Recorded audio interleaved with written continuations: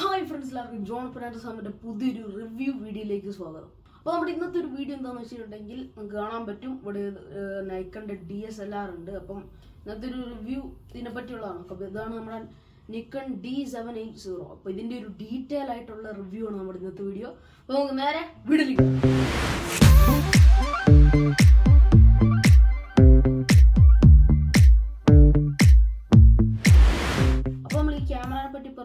ഒരു 24.5 mega pixel വരുന്ന ഒരു ഫുൾ ഫ്രെയിം സെൻസർ ഉള്ള ഒരു പ്രൊഫഷണൽ DSLR ആണ് നമ്മുടെ ഈ ക്യാമറ. അപ്പോൾ അതാണ് നമ്മുടെ ക്യാമറ. പിന്നെ നമ്മൾ ക്യാമറയിലേക്ക് മെയിൻ ആയിട്ട് കിടക്കുന്നതിന് മെയിൻ ഫീച്ചേഴ്സിലും കാര്യങ്ങളൊക്കെ കിടക്കുന്നതിന് മുമ്പ് നമുക്ക് ലെൻസ് ഒന്ന് നോക്കാം. അപ്പോൾ നമ്മുടെ ലെൻസ് വരുന്നത് AFS നിക്കോൺ 24-120 mm വരുന്ന VR ലെൻസാണ് കേട്ടോ വരുന്നത്.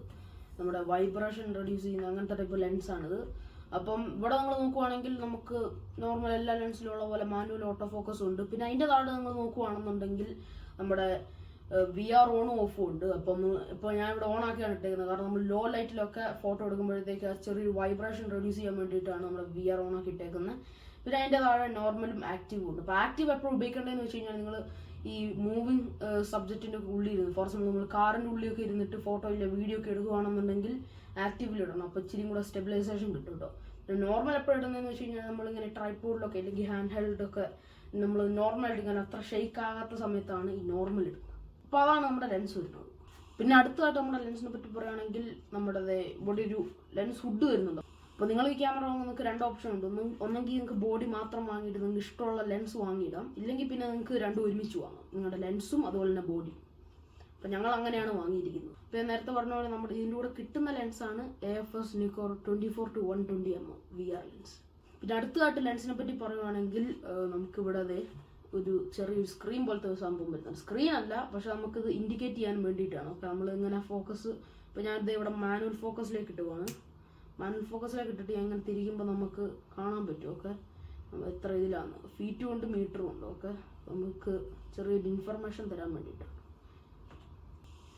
അതുപോലെ തന്നെ നമ്മുടെ ക്യാമറയിൽ ഓട്ടോ ഫോക്കസും സപ്പോർട്ട് ചെയ്യുന്നുണ്ട്. അപ്പം അതിടുമ്പോഴും ഇത് നമ്മുടെ സംഭവം ഉള്ളിലുള്ള സംഭവം അങ്ങോട്ടും ഇങ്ങോട്ടും നീങ്ങും കേട്ടോ. നമ്മുടെ മറ്റേ ഫീറ്റും മീറ്ററും എഴുതിയേക്കുന്നത് ഒരു നമ്പർ അങ്ങോട്ടും ഇങ്ങോട്ടും മാറും. പിന്നെ അടുത്തതായിട്ട് ഈ ഒരു ലെൻസ് F മൗണ്ട് ലെൻസ് ആണ്. നിക്കോണിന്റെ D സീരീസിൽ നമ്മൾ F മൗണ്ട് ആണ് ഉപയോഗിക്കാറ്. അതുപോലെ തന്നെ ഇതേ സെയിം ലെൻത്തിലുള്ള ലെൻസ്, അതായത് AFS Nikon 24-120 mm VR lens നമുക്ക് Z സീരീസിലും കിട്ടും. So Z series നിക്കോണിന്റെ Z8, Z5 ഇങ്ങനത്തെ ഒക്കെ ക്യാമറയിൽ നിങ്ങൾ Z മൗണ്ട് ആണ് ഉപയോഗിക്കേണ്ടത്. സോ നിങ്ങൾ ബോഡി മാത്രം വാങ്ങിയിട്ട് ലെൻസ് വാങ്ങുമ്പോൾ D സീരീസ് ആണെങ്കിൽ നിങ്ങൾ ഉറപ്പായിട്ട് F മൗണ്ടേ വാങ്ങാൻ പാടുള്ളൂ, ഇല്ലെങ്കിൽ ഫിറ്റ് ആകത്തില്ല. പിന്നെ അടുത്തതായിട്ട് ഒരു കാര്യം, ഞാൻ ഇവിടെ ഇത് ഊരി കാണിച്ചു കഴിഞ്ഞാൽ ഇവിടെ ഒരു ഫിൽറ്റർ ഇട്ടിട്ടുണ്ട്. ഇപ്പം ഞാൻ ഇവിടെ ഇട്ടിട്ടുള്ള ക്ലിയർ ആയിട്ടുള്ള KF-ന്റെ ഒരു ലെൻസ് ഫിൽറ്ററാണ്. അപ്പോൾ നിങ്ങൾ ഇങ്ങനത്തെ ക്യാമറ എക്സ്പെൻസീവ് ആയിട്ടുള്ള ഒരു പ്രൊഫഷണൽ ക്യാമറ ഒക്കെ വാങ്ങുമ്പോഴത്തേക്ക് ഉറപ്പായിട്ട് നിങ്ങൾക്കൊരു ലെൻസ് ഫിൽറ്റർ, ഇല്ലെങ്കിൽ നിങ്ങളുടെ ക്യാമറയുടെ ഒറിജിനൽ ലെൻസിന്റെ ഭാഗത്ത് ചില സമയത്ത് സ്ക്രാച്ചും കാര്യങ്ങളൊക്കെ വരാൻ ചാൻസ് ഉണ്ട്. പക്ഷെ ഇതാകുമ്പോൾ കുഴപ്പമില്ല, നിങ്ങളുടെ ലെൻസിനെ പ്രൊട്ടക്ട് ചെയ്യും. അപ്പോൾ ലെൻസിനെ പറ്റി പറയുവാണെങ്കിൽ അത്രേ ഉള്ളൂ. ഇനി നമുക്ക് നമ്മുടെ മെയിൻ ക്യാമറയിലേക്ക് കിടക്കാം. അപ്പോൾ ക്യാമറയിലേക്ക് കിടക്കുന്ന സമയത്ത് നമുക്ക് ഇച്ചിരി ബട്ടൺസ് വരുന്നുണ്ട്. അപ്പോൾ അതെന്താണെന്ന് നോക്കാം. നമ്മുടെ ക്യാമറയുടെ ലെഫ്റ്റ് സൈഡിൽ AF മാനുവലും ഉണ്ട്. അപ്പം നിങ്ങൾ AF നിങ്ങൾ വീഡിയോ ഒക്കെ ഇടുമ്പോൾ ക്യാമറയിൽ ഓട്ടോ ഫോക്കസ് ഇട്ടിട്ട് നിങ്ങൾ നേരെ ഇത് ഓട്ടോ ഫോക്കസിലേക്ക് ഇടുക. ലെൻസും ഓട്ടോ ഫോക്കസ്, അതുപോലെ തന്നെ ക്യാമറ ഓട്ടോ ഫോക്കസിൽ ഇട്ട് കഴിഞ്ഞാൽ നമ്മൾ വീഡിയോ ഒക്കെ എടുക്കുമ്പോൾ ക്യാമറ ഓട്ടോമാറ്റിക്കായിട്ട് ഓട്ടോ ഫോക്കസ് ആകും. പക്ഷെ അതിന് ചെറിയൊരു പ്രശ്നമുണ്ട്. ക്യാമറയിൽ വീഡിയോ എടുക്കുമ്പോൾ ചെറിയൊരു നോയ്സ് വരുന്നുണ്ട്. എന്താണെന്ന് ഞാൻ കുറച്ച് കഴിയുമ്പോൾ ഡിസ്കസ് ചെയ്യാം. അപ്പോൾ അതാണ് അത് AF പിന്നെ മാനുവൽ ക്യാമറയിൽ. ഇവിടെ നമുക്ക് ഒരു ഫംഗ്ഷൻ ബട്ടണും പിന്നെ ഒരു PV ബട്ടണും വരുന്നുണ്ട്. അപ്പോൾ ഈ ഒരു FN ബട്ടണാണ് ഫംഗ്ഷൻ. നമുക്ക് എന്ത് വേണേലും ആ ഫംഗ്ഷൻ ബട്ടൺ ആയിട്ട് ഉപയോഗിക്കാം. എന്ത് വേണേലും അത് നമുക്ക് സെറ്റിങ്സിൽ പോയിട്ട് മാറ്റാം. ആ ബട്ടൺ ഞെക്കുമ്പോൾ എന്ത് ആകണം, ഈ ക്യാമറയിൽ എന്തെങ്കിലും മോഡ് ഓൺ ആകണോ ഓഫ് ആക്കണോ അങ്ങനെ എന്തെങ്കിലും നമുക്ക് ഈ സെറ്റിങ്സിൽ പോയിട്ട് റെഡിയാക്കാം. അത് ക്യാമറേൻ്റെ റൈറ്റ് സൈഡിലായിട്ടാണ് വരുന്നത്. നമ്മുടെ ലെൻസിൻ്റെ ഒക്കെ തൊട്ടടുത്താണ് വരുന്നത്. അതുപോലെ തന്നെ നിങ്ങൾ ഇവിടെ ശ്രദ്ധിച്ച് നോക്കി കഴിഞ്ഞ് കഴിഞ്ഞാൽ ഇവിടെ ഒരു ഫ്ലാഷ് ഈ ക്യാമറ വരുന്നില്ല. ഓക്കെ, നിങ്ങൾ എക്സ്ട്രാ ഫ്ലാഷ് വാങ്ങി വെക്കണം. അപ്പോൾ നമുക്കിനി ക്യാമറേൻ്റെ ബാക്കി കാര്യങ്ങൾ നോക്കാം. പിന്നെ നമ്മൾ അടുത്തായിട്ട് ക്യാമറയെ പറ്റി പറയുകയാണെന്നുണ്ടെങ്കിൽ ഇവിടെ ഒരു ഓൺ ഓഫ് സ്വിച്ച് വരുന്നുണ്ട്. അതിൻ്റെ തൊട്ട് മുകളിൽ നമ്മുടെ റെക്കോർഡ് ബട്ടണും അതുപോലെ തന്നെ ISOയും EV അഡ്ജസ്റ്റ് ചെയ്യുന്ന ഒരു ബട്ടൺ വരുന്നുണ്ട്, കാണാൻ പറ്റും. പിന്നെ നിങ്ങൾ അതിൻ്റെ കുറച്ചും കൂടെ പുറകോട്ട് നോക്കുവാണെങ്കിൽ നിങ്ങൾക്ക് ഇവിടെ ഒരു കൺട്രോൾ പാനൽ അഥവാ ഒരു LCD ടോപ്പ് പാനൽ എന്ന് വേണമെങ്കിൽ പറയാം. അപ്പം ഇവിടെ നിങ്ങൾക്ക് ക്യാമറേൻ്റെ മെയിൻ ഇൻഫർമേഷൻ കാണിക്കും കേട്ടോ. സോ ഇവിടെ നമ്മുടെ ഷട്ടർ സ്പീഡ്, ISO, ആപ്പർച്ചർ കാര്യങ്ങളൊക്കെ കാണിക്കും. വൈറ്റ് ബാലൻസ്, എക്സ്പോഷർ എന്ന് പറയുന്നുണ്ടെന്ന്, ഇത് ഇങ്ങനത്തെ മെയിൻ ആയിട്ടുള്ള ഇമ്പോർട്ടൻറ്റ് കാര്യങ്ങളൊക്കെ ഇവിടെയും കാണിക്കും. പിന്നെ നിങ്ങൾ അതുപോലെ തന്നെ ക്യാമറ ഓൺ ആക്കിയിട്ട് വീണ്ടും ഇങ്ങോട്ടൊന്ന് തിരിച്ചു കഴിഞ്ഞ് കഴിഞ്ഞാൽ നമ്മുടെ ആ ഒരു LCD പാനൽക്ക് ലൈറ്റും വരും കേട്ടോ. നിങ്ങൾ ലോ ലൈറ്റിലൊക്കെ ഈ ഇരുട്ടായിട്ടുള്ള സ്ഥലത്ത് ഷൂട്ട് ചെയ്യുകയാണെന്നുണ്ടെങ്കിൽ നിങ്ങൾക്ക് അത് യൂസ്ഫുൾ ആവും. ക്യാമറ ഓഫ് ആക്കിയിട്ടും നമ്മുടെ ഈ ഒരു LCD പാനലിൽ 2.5K എന്ന് എഴുതി കാണിക്കുന്നുണ്ട്. അപ്പോൾ അതെന്തുകൊണ്ടാണ് എഴുതി കാണിക്കുന്നതെന്ന് വെച്ച് കഴിഞ്ഞ് കഴിഞ്ഞാൽ, അപ്പോൾ അതെന്താ സംഭവം എന്ന് വെച്ച് കഴിഞ്ഞാൽ 2.5K എന്താണെന്ന് വെച്ച് കഴിഞ്ഞാൽ നമുക്ക് അത്രയും കൂടെ ഫോട്ടോ എടുക്കാം ഈ ഒരു കറണ്ട് മെമ്മറി കാർഡിൽ. അപ്പം ഞാനിവിടെ ഉപയോഗിക്കുന്ന സാൻഡിസ്കിൻ്റെ എക്സ്ട്രീം പ്ലസ് എന്ന് പറഞ്ഞൊരു മെമ്മറി കാർഡാണ് തോന്നുന്നു. Okay, extreme plus. അപ്പം അതിൽ നമുക്ക് 2.5K ഇനി റോ ഇമേജസ് ഷൂട്ട് ചെയ്യാം. അപ്പോൾ ഇപ്പോൾ ഞാൻ ഇതിൽ മോഡിട്ട് വെച്ചിരുന്ന റോയാണ്. റോ മാറ്റി നിങ്ങൾ JPEG ഒക്കെ ആക്കുകയാണെന്നുണ്ടെങ്കിൽ ഏകദേശം 10K അല്ലെങ്കിൽ ഒരു 16K ഒക്കെ നമുക്ക് 15-16K ഒക്കെ നമുക്ക് ഫോട്ടോ എടുക്കാൻ പറ്റും. അതുപോലെ തന്നെ നിങ്ങളുടെ മെമ്മറി കാർഡിൻ്റെ ആ ഒരു സൈസ് അനുസരിച്ചിരിക്കും. ഇപ്പോൾ 256 GB ഒക്കെ ആണെങ്കിൽ നമുക്ക് ഉറപ്പായിട്ടും കുറേ ഫോട്ടോസ് എടുക്കാം. ഇത് ഭയങ്കര യൂസ്ഫുൾ ആണ് കേട്ടോ സംഭവം. 2.5K എന്ന് കാണിക്കാൻ വളരെ യൂസ്ഫുൾ ആണ്. ഇല്ലെങ്കിൽ നിങ്ങൾ എവിടെയും പുറത്തൊക്കെ പോകുമ്പോഴത്തേക്കും ഫോട്ടോ എടുക്കുമ്പോഴത്തേക്കും മെമ്മറി കാർഡിന് സ്പേസ് ഇല്ല എന്ന് പറഞ്ഞു. പക്ഷെ ഇവിടെ നമുക്ക് കാണാം. സോ നമുക്ക് സ്പേസ് ഇല്ലെങ്കിൽ കുറേ ഫോട്ടോസ് ഡിലീറ്റ് ചെയ്ത് സ്പേസ് ആക്കാം. സോ ഇതെന്തായാലും വളരെ യൂസ്ഫുൾ ആയിട്ടുള്ള ഫീച്ചറാണ്. അപ്പോൾ ഈ കാണുന്നതാണ് നമ്മുടെ ക്യാമറേൻ്റെ ബാറ്ററി. സോ നമ്മൾ അത്യാവശ്യം നല്ല നേരം നിൽക്കും കേട്ടോ. അപ്പം ഇത് നിൽക്കാൻ പറയുന്നത് നമുക്ക് നമ്മൾ സിംഗിൾ മോഡിലിട്ടിട്ട് ഇങ്ങനെ ഫോട്ടോസ് എടുക്കുകയാണെന്നുണ്ടെങ്കിൽ നിങ്ങൾക്ക് ഏകദേശം 2200 ഫോട്ടോസ് സംതിങ് എടുക്കാൻ പറ്റും. ഓക്കെ, 2200 ഫോട്ടോസ് എടുക്കാൻ പറ്റും ഫുൾ ചാർജിൽ. അതുപോലെ തന്നെ നമുക്ക് ബാറ്ററി ചാർജ് ചെയ്യാൻ അതിൻ്റെ കൂടെ ഒരു അഡാപ്റ്റർ തരുന്നുണ്ട്. അപ്പോൾ ചാർജ് ചെയ്യാൻ ഏകദേശം 2 hours and 45 minutes എടുക്കും ചാർജ് ചെയ്തെടുക്കാൻ. പക്ഷെ ചാർജ് എന്തായാലും കുറേ നേരം നിൽക്കുന്നുണ്ട്, അത്യാവശ്യം നല്ല നേരം നിൽക്കുന്നുണ്ട്. അത് നിങ്ങൾ സിംഗിൾ മോഡിലിട്ടിട്ട് ഫോട്ടോ എടുക്കുമ്പോഴാണ്. അതായത് നിങ്ങൾ സിംഗിൾ മോഡിലിട്ട് കഴിയുമ്പോഴത്തേക്കും നമുക്കിങ്ങനെ അങ്ങനെ ഫോട്ടോ എടുക്കാനേ പറ്റത്തുള്ളൂ. പക്ഷെ കണ്ടിന്യൂസ്ലി ഇട്ട് കഴിഞ്ഞ് കഴിഞ്ഞാൽ നമുക്ക് ട്രിന്ന് ഒരു ഫോട്ടോ എടുക്കാം. സോ അതെന്താണെന്ന് ഞാൻ ഇപ്പോൾ കാണിച്ചു തരാം. സോ എന്തായാലും നല്ല അടിപൊളി ബാറ്ററിയാണ് ക്യാമറയിൽ തരുന്നത്. നമുക്ക് 2200 ഫോട്ടോസ് എടുക്കും. പിന്നെ അടുത്തതായിട്ട് വരുന്നതാണ് നമ്മുടെ കൺട്രോൾ ഡയൽ. ഒക്കെ ഡയലാണ് വരുന്നത്. എല്ലാ ക്യാമറയ്ക്കും ഉണ്ട്. പക്ഷെ ഇവിടെ നമുക്ക് ചെറിയൊരു ലോക്ക് തരുന്നുണ്ട്. അപ്പോൾ നമ്മുടെ കൈ തട്ടി ഇങ്ങനെ തിരിഞ്ഞു പോകത്തില്ല. ഈ ലോക്ക് ഇങ്ങനെ ഞെക്കിയിട്ട് നമ്മളിങ്ങനെ തിരിയണം പല മോഡിലേക്ക്.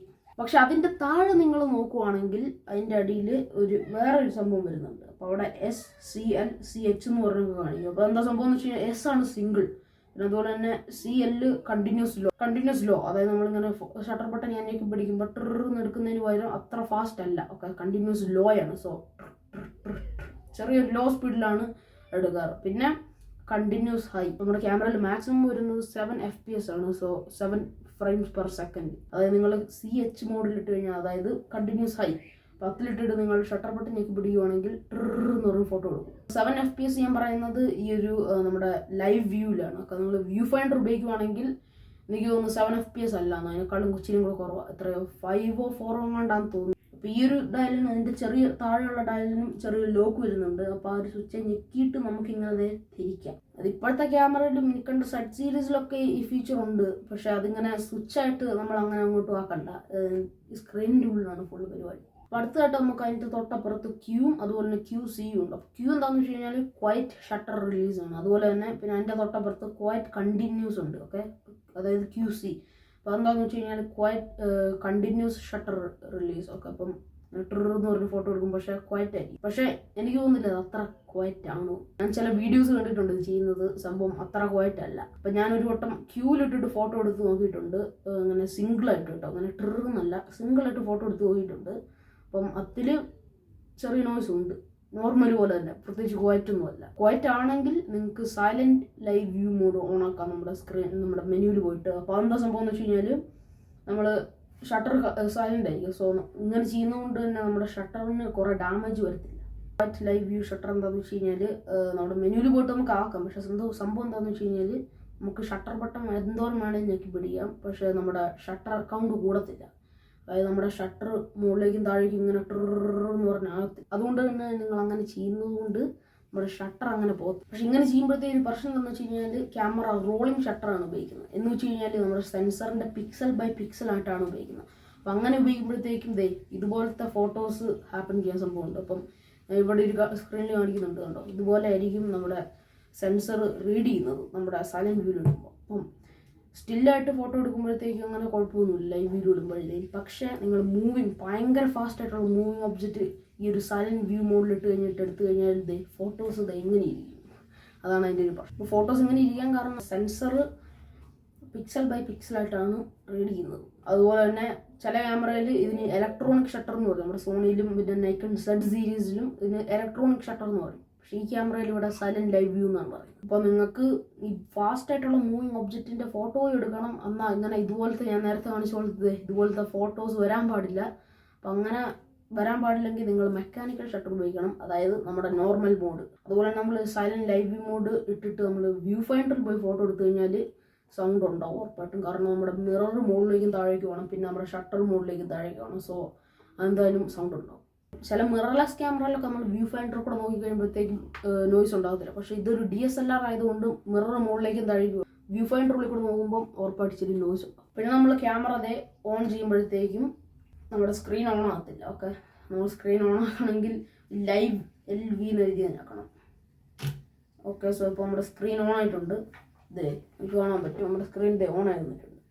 അപ്പോൾ നമുക്ക് ഇനി നമ്മുടെ സ്ക്രീനെ പറ്റി പറയാം. അപ്പോൾ നമ്മുടെ സ്ക്രീനെ പറ്റി പറയുകയാണെങ്കിൽ touch screen LCD tilting display ആണ്. ഓക്കെ, സോ നിങ്ങൾക്ക് ഏത് ആംഗിളിൽ വേണമെങ്കിലും വെക്കാം. സോ നമുക്ക് മുകളിലേക്കും താഴേക്കും വെക്കാം. അത് ഈ ഇവിടെ കാണുന്ന പോലെ ഇതുപോലെ നമുക്ക് മുകളിലേക്കും താഴേക്കും ആക്കാം. പിന്നെ അതുപോലെ തന്നെ ഞാൻ പറയാൻ വിട്ടുപോയൊരു കാര്യം എന്താണെന്ന് വെച്ച് കഴിഞ്ഞാൽ ഇത് മാക്സിമം ഷട്ടർ സ്പീഡ് എത്രയാണ്. അപ്പോൾ ഇതിൻ്റെ മാക്സിമം ഷട്ടർ സ്പീഡ് വരുന്നത് 1/8000 ആണ്. സോ സാധാരണ ക്യാമറയിലൊക്കെ 1/4000 വരത്തുള്ളൂ. പക്ഷേ ഇവിടെ 1/8000 വരുന്നുണ്ട്. അപ്പോൾ നിങ്ങൾ ഇങ്ങനെ ഇട്ട് 1/8000 ഇട്ട് കഴിഞ്ഞാൽ നിങ്ങൾക്ക് എല്ലാ സംഭവം ഒട്ടുമിക്ക എല്ലാ സംഭവം നിങ്ങൾക്ക് ഫ്രീസ് ചെയ്യാൻ പറ്റും. ഫ്രീസ് ചെയ്തിട്ട് അതിൽ ഫോട്ടോ എടുക്കുന്ന രീതിയിൽ അതുപോലെ ആക്കാൻ പറ്റും. പിന്നെ ഇതിൻ്റെ മിനിമം അതായത് അപ്പർച്ചർ വരുന്നത് f4 ആണ്. അതുപോലെ തന്നെ മാക്സിമം അതായത് അപ്പർച്ചർ വരുന്നത് f22 ആണ്. അപ്പം മിനിമം f4ഉം അതുപോലെ തന്നെ മാക്സിമം f22. പിന്നെ ഇതിൻ്റെ ISO സംഭവം അടിപൊളിയാണ്. ലോ ലൈറ്റിലൊക്കെ നല്ല അടിപൊളിയായിട്ട് നമുക്ക് ഫോട്ടോ എടുക്കാൻ പറ്റും. ഇതിലെ മാക്സിമം ISO വരുന്നത് 51,200 ആണ്. ഓക്കെ, സോ അത്ര ISO വരുന്നതുകൊണ്ട് തന്നെ നമുക്ക് നല്ല ലോ ലൈറ്റിലൊക്കെ അടിപൊളിയായിട്ട് ഫോട്ടോ എടുക്കാം. പക്ഷേ ലോ ലൈറ്റിൽ നിങ്ങൾ കുറേ ISO കൂടി കഴിഞ്ഞ് കഴിഞ്ഞാൽ ഒരു ചെറുതായിട്ട് നോയ്സും കയറും ഇമേജ്. സോ അതും ഇച്ചിരി പ്രശ്നമാണ്. പിന്നെ അതുപോലെ തന്നെ EV വരുന്നത് നമുക്ക് അതായത് എക്സ്പോഷർ. ഓക്കെ, എക്സ്പോഷർ നമുക്ക് -5 വരെ വരുന്നുണ്ട്. അതുപോലെ തന്നെ +5 വരെ വരുന്നുണ്ട്. അപ്പോൾ അതാണ് നമ്മുടെ ഈ ക്യാമറ വരുന്നത്. ഇനി നമുക്ക് നമ്മുടെ വീഡിയോ ഫീച്ചർ നോക്കി നോക്കാം. അപ്പോൾ ഞാൻ നേരത്തെ വീഡിയോ തുടക്കത്തിൽ പറഞ്ഞിരുന്നു ഈ ലെൻസിന് ചെറിയൊരു നോയ്സ് വരും നമ്മൾ വീഡിയോ എടുക്കുമ്പോൾ, ഓട്ടോ ഫോക്കസിലിടുമ്പം. സോ അത് നമ്മൾ വീഡിയോ ഇപ്പോൾ ഞാൻ ലൈവ് വ്യൂ മാറ്റി വീഡിയോയിലേക്ക് ഇടാം. അപ്പം ഞാൻ ലൈവ് വ്യൂ മാറ്റി വീഡിയോയിലേക്ക് ഇടുവാണ്. അതെ, വീഡിയോയിലേക്കായി. ഇനിയിപ്പോൾ ഞാൻ ഫോക്കസ് ചെയ്യുമ്പോൾ നമുക്ക് കാണാൻ പറ്റും, കണ്ടോ ചെറിയൊരു നോയ്സ് വരുന്നുണ്ട്. അങ്ങോട്ടും ഇങ്ങോട്ടും മൂവ് ചെയ്യുന്നതിൻ്റെ ചെറിയൊരു നോയ്സ് വരുന്നുണ്ട്. ക്യാമറയിലെ ബിൽറ്റ് ഇൻ മൈക്ക് നല്ല അടിപൊളി മൈക്കാണ്, കുഴപ്പമൊന്നുമില്ല. നമ്മുടെ ഫോണിലൊക്കെ പോലത്തെ ഏകദേശം അത്ര സെയിം തന്നെ. പക്ഷേ ഈ ഒരു നോയ്സ് വരുന്നതുകൊണ്ട് നിങ്ങൾ ചിലപ്പോൾ എക്സ്ട്രാ DJൻ്റെ ഒക്കെ മൈക്ക് വാങ്ങി വെക്കണം, ഇങ്ങനെ വ്ളോഗിങ്ങിനും കാര്യങ്ങളിലൊക്കെയാണ്. പക്ഷേ ഇത് വെച്ച് വ്ളോഗ് ചെയ്യാൻ പറ്റുമെന്ന് എനിക്ക് തോന്നുന്നില്ല. നല്ല വെയിറ്റ് ഉള്ള DSLR. അപ്പോൾ നമ്മുടെ ക്യാമറേൻ്റെ ബോഡി മാത്രം വരുന്നത് വിത്ത് ബാറ്ററി ആൻഡ് മെമ്മറി കാർഡ് ഏകദേശം 850 grams വരും. അതുപോലെ തന്നെ നമ്മുടെ ലെൻസ് മാത്രമായിട്ട് നോക്കുവാണെങ്കിൽ നമ്മുടെ ലെൻസും ഇല്ലാണ്ട് ലെൻസിൻ്റെ ക്യാപ്പും പിന്നെ ലെൻസിൻ്റെ ക്യാപ്പും മാത്രമായിട്ട് ഇതിൻ്റെ വെയിറ്റ് വരുന്നത് 750 grams ആണ്. സോ ഏകദേശം നമ്മുടെ ക്യാമറേൻ്റെ ബോഡീൻ്റെ അത്രയും വെയിറ്റ് നമ്മുടെ ഈ ലെൻസിന് തന്നെ വരും. അപ്പോൾ ഞാൻ ആദ്യമേ നിങ്ങൾക്ക് ഇത്തിരി എടുത്ത് ഇച്ചിരി ഫോട്ടോസും കാര്യങ്ങളും കാണിച്ചു തരാം. അപ്പോൾ പോയി കണ്ടിട്ടോ.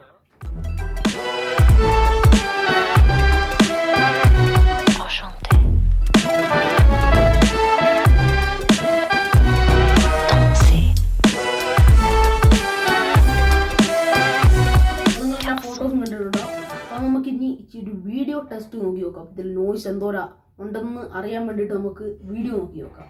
അപ്പോൾ കാണിക്കാൻ പോകുന്ന വീഡിയോയിൽ നമ്മുടെ S21 Ultra ആണ് ഉപയോഗിച്ചിരിക്കുന്നത്. അതുപോലെ തന്നെ നമ്മുടെ ക്യാമറയും. അപ്പോൾ ക്യാമറയിലെ ബിൽറ്റ് ഇൻ മൈക്കാണ് ഉപയോഗിച്ചിരിക്കുന്നത് വീഡിയോ എടുക്കാൻ വേണ്ടിയിട്ട്. അതുപോലെ തന്നെ നമ്മുടെ S21 Ultraയിലെ ബിൽറ്റ് ഇൻ മൈക്കാണ് ഉപയോഗിച്ചിരിക്കുന്നത്, മൈക്രോഫോണാണ് ഉപയോഗിച്ചിരിക്കുന്നത് വീഡിയോ എടുക്കാൻ. സോ നിങ്ങൾ ഈ വീഡിയോ കണ്ടിട്ട് വാ. ഓക്കെ, സോ ഫ്രണ്ട്സ്, ഇപ്പോൾ നിങ്ങളിപ്പോൾ കണ്ടുകൊണ്ടിരിക്കുന്നത് നമ്മുടെ ഗാലക്സി S21 Ultraൻ്റെ വീഡിയോ ആണ്. അടുത്തേക്ക് വരാം.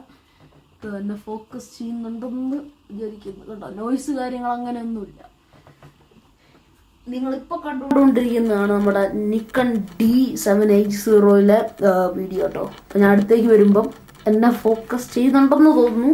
അപ്പോൾ നിങ്ങൾക്ക് ആ ഒരു നോയ്സ് കേൾക്കാൻ പറ്റുമായിരിക്കും. അപ്പോൾ ഞാൻ അടുത്തേക്ക് വരുമ്പം എന്നെ ഫോക്കസ് ചെയ്യുമ്പോഴത്തേക്കും ഒരു നോയ്സ് വരുന്നുണ്ടായിരിക്കും. അപ്പോൾ ഞാൻ അതേ അടുത്തേക്ക് വരുമ്പോൾ കണ്ടോ ഒരു നോയ്സ് വരുന്നുണ്ട് ഓട്ടോ ഫോക്കസ് ചെയ്യുന്നുണ്ട്. അപ്പോൾ മാനുവൽ ഫോക്കസ് ചെയ്യുമ്പോൾ കുഴപ്പമില്ല, പക്ഷേ അടുത്തേക്ക് വരുമ്പം ആ ഒരു നോയ്സ് വരുന്നുണ്ട്. ഇതാണ് നമ്മുടെ S21 Ultra. അതുപോലെ തന്നെ ഇതാണ് നമ്മുടെ നിക്കൺ D780. നിങ്ങൾ വീഡിയോ കണ്ടിട്ടുണ്ടോ? സോ നമ്മുടെ നിക്കണിൽ ഇച്ചിരി കൂടെ നോയ്സ് വരുന്നുണ്ട്. സോ നിങ്ങൾ എക്സ്ട്രാ മൈക്ക് വാങ്ങി വെക്കേണ്ടിയിരിക്കുന്നു. റോഡിന്റെ DJന്റെ ഒക്കെ മൈക്ക് വാങ്ങി വെച്ചാലും ഓക്കെയാണ്. സോ നമ്മുടെ ക്യാമറ എത്ര വരുന്നുള്ളൂ. പിന്നെ നമ്മുടെ മെമ്മറി കാർഡിനെ പറ്റി നോക്കുകയാണെന്നുണ്ടെങ്കിൽ നിങ്ങൾക്ക് കാണാൻ പറ്റും ഇവിടെ 2 സ്ലോട്ട് വരുന്നുണ്ട്. ഇപ്പൊ ഞാനിവിടെ 1 സ്ലോട്ടേ ഉപയോഗിക്കുന്നുള്ളൂ. അപ്പോൾ നമുക്ക് 2 മെമ്മറി കാർഡിൽ ഇട്ടിട്ട് ഉപയോഗിക്കാൻ പറ്റും. സോ നമുക്ക് മേ ബി നമ്മുടെ സ്ലോട്ട് 1 ചിലപ്പോൾ ഫുള്ള് ഫോട്ടോസ് ആയിരിക്കും, ചിലപ്പം സ്ലോട്ട് 2 ഫുൾ വീഡിയോസും കാര്യങ്ങളായിരിക്കും. അത് നിങ്ങൾക്ക് ഇഷ്ടമുള്ള പോലെ കസ്റ്റമൈസ് ചെയ്യാൻ പറ്റും. ഇതിൽ തന്നെ ക്യാമറയിൽ തന്നെ ഫോൾഡർ ആക്കി വെക്കാൻ പറ്റും. സോ 2 മെമ്മറി കാർഡ് ഇടുന്നത് നല്ല യൂസ്ഫുൾ ആണ്. പക്ഷെ ഞാൻ ഇവിടെ ഒരെണ്ണം ഇടുന്നുള്ളൂ. ഒരെണ്ണം തന്നെ നമ്മുടെ ഈ ഒരു നോർമൽ യൂസിന് മതി. അപ്പോൾ അതുപോലെ നിങ്ങൾക്ക് വേണമെങ്കിൽ 2 മെമ്മറി കാർഡ് മേടിച്ചിട്ട് വിടാം, ഒരു കുഴപ്പമില്ല. പിന്നെ നിങ്ങൾ ക്യാമറയുടെ ലെഫ്റ്റ് സൈഡിൽ നോക്കുവാണെങ്കിൽ ഇവിടെ HDMI അതുപോലെ തന്നെ USB-C വരുന്നുണ്ട്. പിന്നെ മൈക്ക് കുത്താനുള്ളത്, അതുപോലെ തന്നെ മൈക്ക് ഔട്ട്പുട്ട് എടുക്കാനുള്ള സംഭവം വരുന്നുണ്ട്.